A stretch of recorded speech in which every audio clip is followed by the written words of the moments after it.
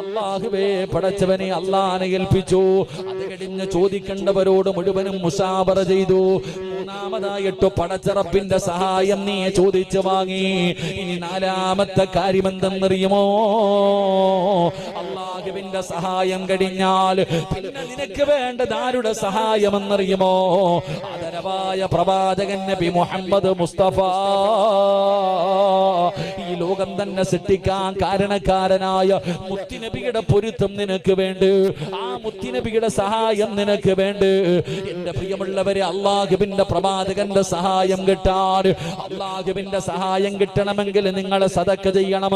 അല്ലാഹുവിന്റെ പ്രവാചകൻ നിന്നെ സഹായിക്കണോ? അതിനുള്ള വഴി എന്താ?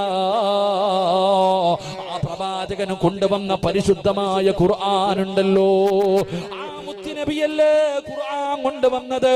ആ പ്രവാചകനാണല്ലോ പരിശുദ്ധമായ ഖുർആൻ നമുക്ക് കൊണ്ടുവന്നത്. ആ പ്രവാചകൻ അല്ലാഹു കൊടുത്ത സമ്മാനമായിരുന്നല്ലോ വിശുദ്ധ ഖുർആൻ. അതുകൊണ്ട് എന്റെ പ്രിയമുള്ളവര്, ആ ഖുർആനിനെ നിങ്ങൾ സ്നേഹിക്കൂ, ആ ഖുർആൻ നിങ്ങൾ പാരായണം ചെയ്യൂ.